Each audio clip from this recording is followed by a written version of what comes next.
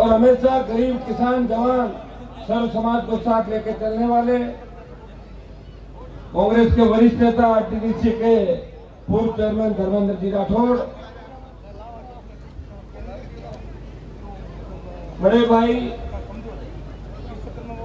और हमेशा शोषित पीड़ित की आवाज उठाने वाले सूरजगढ़ से विधायक डोंगरराम जी गेदर साहब, गुजरात से हमारे बीच पधारे एक्स एमएलए गुलाब सिंह जी, ओम सिंह जी, छोटे भाई, और नागौर के अंदर पूरे राजस्थान में यूथ कांग्रेस की मजबूत आवाज रहे, विधायक रहे चेतन डूडी जी, जो लगातार यहाँ लंबे टाइम से मोर्चा संभाल के बैठे चुनाव के अंदर, राजकुमार जी गौड़ साहब एमएलए, आर तिवारी जी, विश्वविद्यालय के साथी और हमारे बड़े भाई खानू खान जी, भंवर जी, हमारे लोखा के पांचों के पूर्व प्रधान, सम्मानित मंच, कांग्रेस पार्टी के तमाम पदाधिकारी, कार्यकर्तागण और राष्ट्रीय लोकतांत्रिक पार्टी की पूरी टीम, बड़े बड़े झंडे लगा के आस पास के गांव से पधारे मेरे छोटे भाई, आरएलपी का पूरा परिवार, कांग्रेस का पूरा परिवार, उपस्थित मातृशक्ति और छोटे भाइयों, मैं आज आपके बीच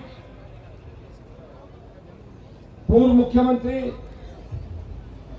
अशोक गहलोत जी के पुत्र वैभव जी गहलोत, जो जालोर से चुनाव लड़ रहे लोकसभा का, उनके समर्थन में वोट की अपील करने आपके बीच आया हूं। भाइयों, ये आपके लिए भी नहीं, हम सबके लिए खुशी की बात है। अगर वैभव गहलोत को आप जिताते हो तो निश्चित रूप से जालोर को विकास के नए पंख लगेंगे। जालोर जिला तेजी से विकास के पथ पे आगे जाएगा और मैं विश्वास दिलाता हूं, जिस तरह का वातावरण देश के अंदर बन रहा है, इंडिया अलायंस सरकार के अंदर आ सकता है। इंडिया अलायंस की अगर सरकार बनी तो निश्चित रूप से जालोर के वो दिन लौटेंगे जब बूटा सिंह जी यहाँ पे नेता हुआ करते थे, स्कूल के अंदर पढ़ा करते थे और ये कहते थे जालोर बूटा सिंह जी वाला, और आपने निर्दलीय भी शायद बूटा सिंह जी को जिता के लोकसभा के अंदर भेजा था। मैं इतना ही विश्वास आपको दिला सकता हूं कि वैभव जी के साथ नागौर के लोग मुझे भी शायद जीता के भेज रहे हैं, ऐसा लग रहा है मुझे नागौर की जनता।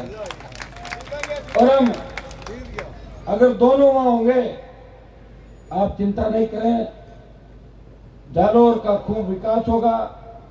और इतना विश्वास मैं आपको दिलाता हूं, हम मारवाड़ के लोग हैं और मारवाड़ जिसमें नागौर, जोधपुर, हमारे प्रतिनिधि बैठे हैं, नागौर, जोधपुर, पाली, जालोर, सिरोही, बाड़मेर, जैसलमेर, इसे मारवाड़ के रूप में माना है। उधर हमारा सुजानगढ़ तक का इलाका मारवाड़ का इलाका है, जहां सबसे सीधे साधे भले लोग, अनूठी संस्कृति और अपने लोगों के अंदर घुल मिल जाना।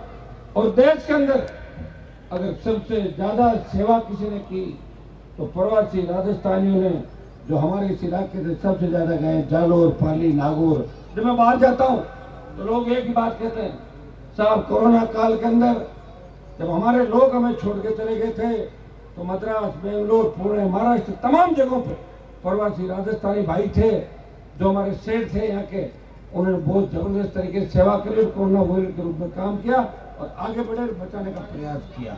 हमेशा आप लोग शान है। और गुजरात के बॉर्डर पे आप लोग बैठे हैं, निश्चित रूप से गुजरात की हर बात यहाँ आपको पता भी चलती होगी। गुजरात के अंदर एक मिनिस्टर ने बयान दिया राजपूत समाज के खिलाफ, इस तरह का बयान देने का अधिकार किसी को नहीं। आज अगर राजस्थान में राजपूत नहीं हो तो बीजेपी के बूथों में एजेंट नहीं मिलेंगे, लोग अपना भी वोट डाल देंगे। ये समाज भारतीय जनता पार्टी को लेकर राजस्थान को चल रहा है। निश्चित रूप से ऐसे व्यक्ति को सार्वजनिक माफी मांगनी चाहिए। प्रधानमंत्री को खुद ये कहना चाहिए कि जिस समाज ने उनको प्रधानमंत्री बनाने के अंदर महत्वपूर्ण भूमिका निभाई, उस समाज के बारे में ऐसी टिप्पणी निंदनीय है। हमने इसकी निंदा की और निंदा करते हैं। जिस तरह बच्चों को जेलों में डाला वो भी गलत है, निंदनीय। इतिहास के अंदर जितने भी लोग हमारे हुए जिन्होंने लड़ाई लड़ी, हर जाति वर्ग ने अपने हिसाब से देश को आजाद करने की लड़ाई लड़ी। और जो रेजिमेंट बनी हुई है, आज देखिए रेजिमेंट उन्हीं जातियों के जो मार्शल जातियां हैं, जो लड़ने के लिए प्राण न्यौछावर करने के लिए आगे खड़ी रहती है और वार कराई के समय जयकारे के साथ आगे बढ़ती है और दुश्मन को रौंद देती है। भाइयों, आपने मेरा संघर्ष देखा, हमेशा सत्ता को ठोकर मार। मैं अगर चाहता तो 2003 के अंदर वसुंधरा जी से बंद कमरे में हाथाजोड़ी करके मिनिस्टर बन जाता, मैं भी चाहता था, लेकिन मैंने ठोकर मारी, मेरी जगह लड़ा, प्रयास किया। उसके बाद लड़ते लड़ते 20 साल का संघर्ष आपके सामने। पार्टी बनाई इस प्रदेश के अंदर, पार्टी बना के एनडीए से अलायंस किया और एनडीए अलायंस सिर्फ दो ही बात पर तोड़ा था मैंने। ये बात आप गहराई से सुनना। पहला, जब देश का किसान तकलीफ में था, उत्तर प्रदेश, हरियाणा, पंजाब के किसान नेताओं ने कहा कि हनुमान जी, हमारे नेताओं ने आपके नेताओं के लिए बड़ी लड़ाई लड़ी, आपकी लड़ाई लड़ी, यूपी हरियाणा में लड़ाई लड़ी है, हमारे नेताओं में जंग लग गई, अब आप हमारी लड़ाई लड़ो। बद्री जी, आपका एहसान उतारने के लिए नागौर, जोधपुर, ये वो कहते थे ना भाई हरियाणा यूपी वालों ने आपकी लड़ाई लड़ी, तो हनुमान जी एहसान उतारो, हम मांग रहे हैं।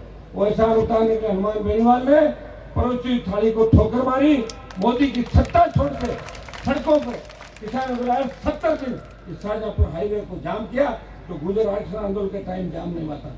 ये होता है अपना व्यक्ति, ये होता है मारवाड़, जिसको ये लगे कि गोद की गाल कड़ुम्बे को लगती है। ये हनुमान बेनीवाल को लगा कि हरियाणा यूपी से भी बड़े नेता इस प्रदेश के अंदर हो सकते हैं, और मैंने वो कर दिखाया, वो यूपी हरियाणा के नेता।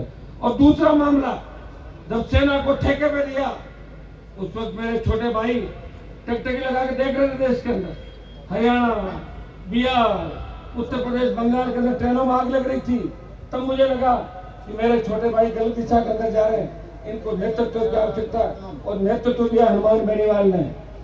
अग्निवीर योजना को वापस करने का पुरजोर तरीके से अगर विरोध किया, ऑल पार्टी मीटिंग लोकसभा और जोधपुर में 2 लाख जवानों की रैली करके मोदी को चेतावनी दी, आ रहे हैं दिल्ली की तरफ, तैयार हो जाओ गृह मंत्री और प्रधानमंत्री। और भाइयों, उसका परिणाम ये हुआ कि पहले अग्निवीर 25% लेके 75 वापिस भेजने की बात थी, डरी मोदी सरकार ने, आधे अग्निवीर बोला आधे हम रखेंगे, आधे वापिस भेजेंगे।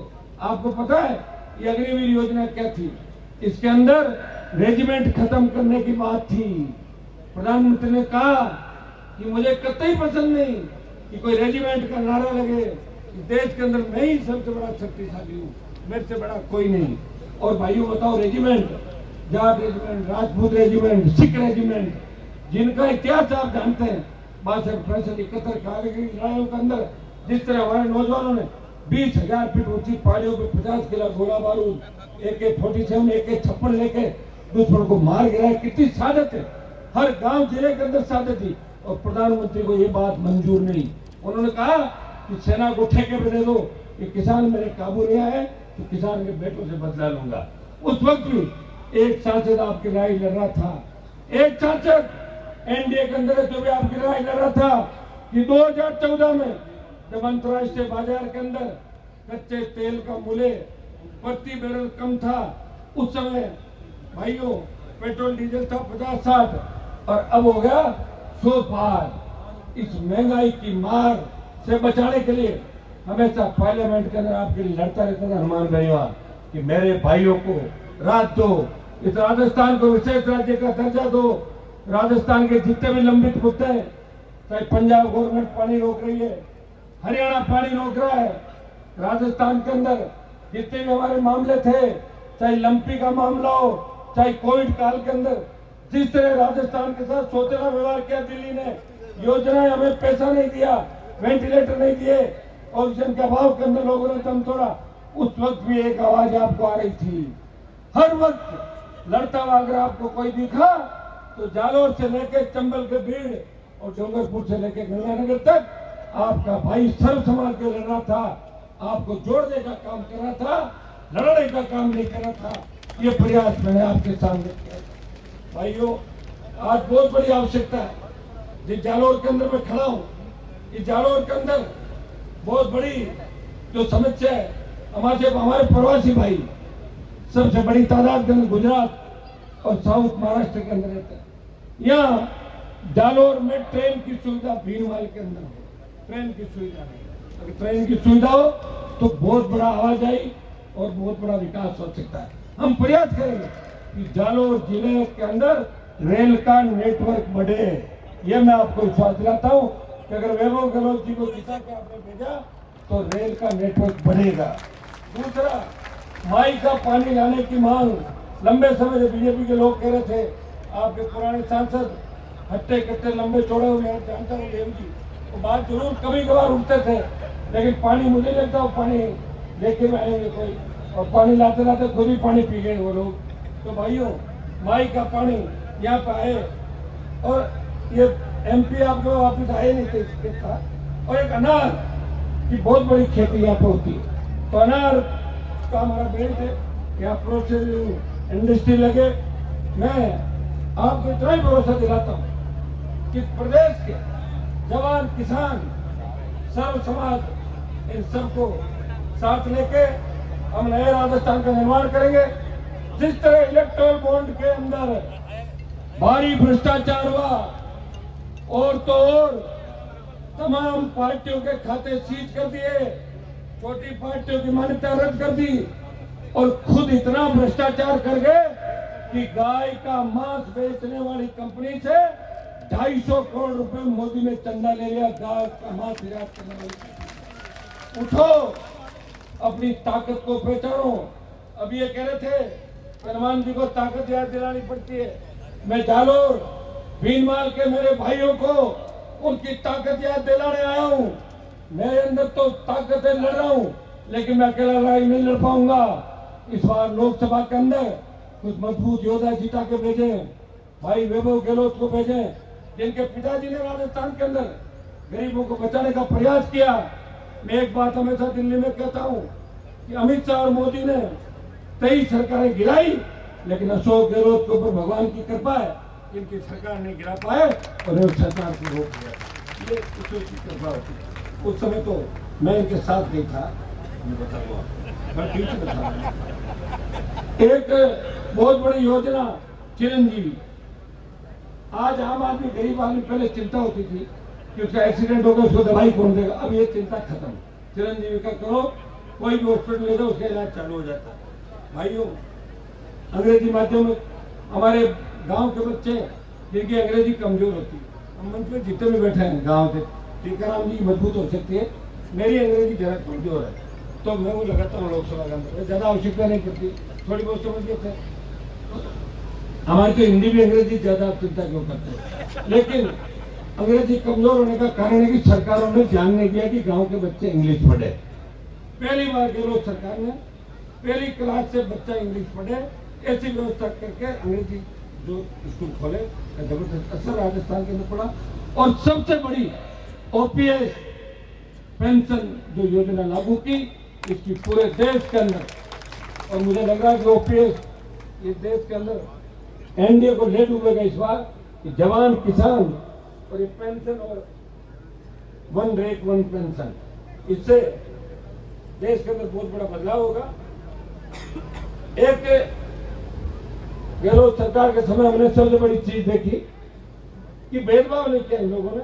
मैंने वसुंधरा की सरकार भी देखी थी, मैं एमएलए था, एक डायरेक्ट एक कहा था इसके यहाँ काम नहीं होने चाहिए, बाकी 199, 198, 170 के होंगे। सुप्रीम कोर्ट, हाई कोर्ट तक हम लड़ते थे।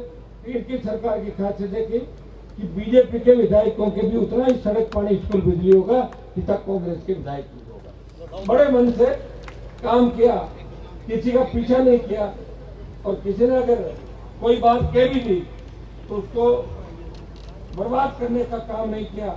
ये काम तो सिर्फ बीजेपी के लोग ही कर सकते हैं, जिनका एक सूत्री कार्यक्रम है कि ये कैन पढ़कर सत्ता में कैसे आए। भाइयों, इस बार रोकना इनको, नहीं तो पूर्व वक्ता जो नरेंद्र गहलोत जी ने हमारे बात कही कि नहीं तो चुनाव होगा, और हमारी वो कैंडिडेट थी नागौरवाड़ी, वो तो संविधान की प्रति हाथ में लेके कह रही थी कि 400 पार अब ये संविधान बदल देंगे। तो मैंने कहा संविधान तेरे गांव में बना था क्या तो बदल देंगे? संविधान तो बाबा साहब ने बनाया था और आजादी से पहले बना था। संविधान कोई नहीं बदल सकता।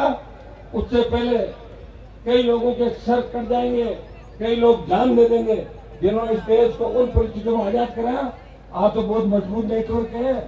जब हमारे क्रांतिकारी लड़ते थे वो भूखे पैसे लड़ते थे, आजकल तो मोबाइल सिस्टम सारा कुछ है। तो मोदी जी सोच रहे कि देश के अंदर हिटलर शाही चलेगी, तानाशाही चलेगी, वो कभी नहीं चलेगी। आप निश्चिंत हैं, आने वाला समय आपका है। भाइयों, आगे भी 2-3 सभाएं मैं पुनः आपसे अपील करता हूं कि छोटे भाई वैभव गहलोत को भारी वोटों से आपको चुनाव जिताना है। सर्व समाज को इस जालौर सिरोही के अंदर ट्राइबल भी भारी तादाद के अंदर है। देवासी समाज की बड़ी संख्या है, राजपूत समाज की बड़ी संख्या है, भूमिया राजपूत जो किसान है, बहुत मजबूत किसान है, उनकी बहुत बड़ी संख्या है।